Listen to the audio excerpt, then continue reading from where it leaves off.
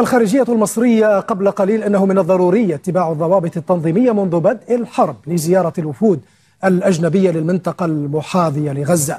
وأكدت الخارجية المصرية على ضرورة الالتزام بالضوابط التنظيمية لضمان أمن الوفود الزائرة للمنطقة الحدودية مع غزة. نتابع التفاصيل حول الموقف المصري مع مراسل التلفزيون العربي أحمد حسين ينضم إلينا من القاهرة. أحمد، القاهرة التي أصدرت بيانا منذ قليل فيما يتعلق بالوفود القادمة أو المتوجهة إلى الجانب المصري من رفح. هل وضعت مصر نهاية مفاجئة لقافلة الصمود؟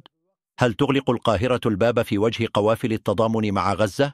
بيان مفاجئ من الخارجية المصرية يضع ضوابط صارمة على حركة الوفود الأجنبية نحو معبر رفح، فهل هي حماية أم تضييق؟ الوضع يزداد توترا، وقافلة الصمود المغاربية تترقب القرار الحاسم. صح للتعبير عن تضامنهم مع الفلسطينيين والمطالبة بوقف الحرب على قطاع غزة. ما التفاصيل؟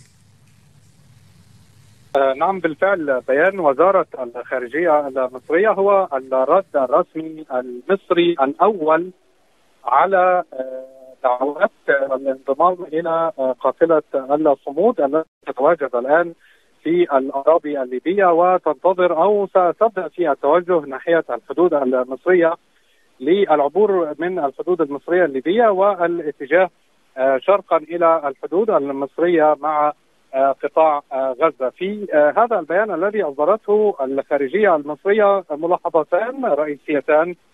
الأولى أن جميع الوفود أو جميع الفعاليات الشعبية التي تريد التوجه إلى المنطقة الحدودية يتعين الحصول مسبقا على تصاريح من السلطات المصرية للتوجه إلى هذه المنطقة وفقا للبيان، فإن سبب ذلك هو الحساسية الأمنية الخاصة لهذه المنطقة ومراعاة التوترات الناتجة عن الاعتداءات الإسرائيلية شديدة القرب من المنطقة الإسرائيلية على قطاع غزة بين غزة ومصر، وبالتالي فإن الحصول على تصاريح مسبقة هو شرط أساسي لتنظيم مثل هذه الزيارات. بيان الخارجية أشار إلى أن الخارجية المصرية سهلت مسبقا زيارات عدة لوفود أجنبية خلال الفترة الماضية للتضامن، سواء كانت زيارات رسمية أو زيارات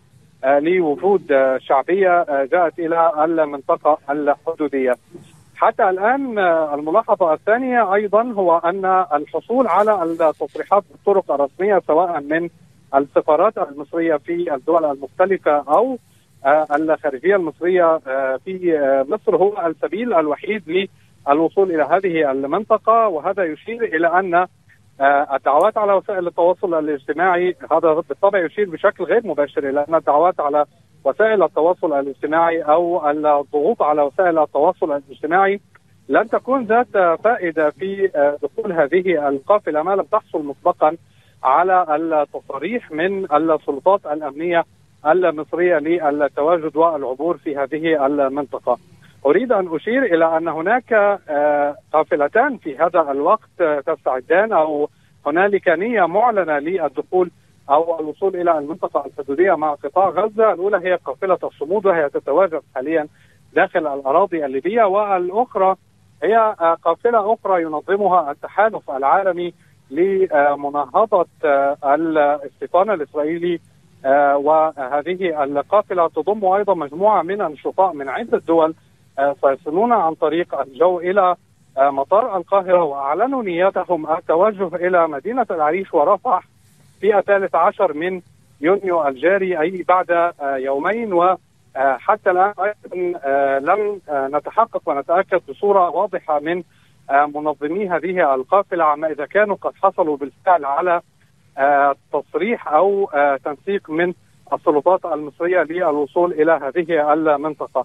أريد أن أشير إلى أن المنطقة الحدودية بين قطاع غزة ومصر هي حتى الآن منطقة شبه مغلقة حتى على المواطنين المصريين وأيضا على وسائل الإعلام. عندما نتواجد هناك في المنطقة الحدودية يتم تنسيق بشكل مسبق وبمدة كافية للتواجد في هذه المنطقة، ولذلك من الصعب توجه أعداد كبيرة من المواطنين ويعني حضورهم أو تواجدهم أمام هذه المنطقة. أحمد حسين مراسل التلفزيون العربي من القاهرة، شكرا لك أحمد. القاهرة تقول: لا عبور بدون تنسيق مسبق والتزام بالضوابط. فهل يعني هذا نهاية قافلة الصمود قبل أن تصل؟ أم أننا أمام صراع جديد على أبواب معبر رفح؟ اكتب رأيك في التعليقات واشترك لتصلك آخر التطورات لحظة بلحظة.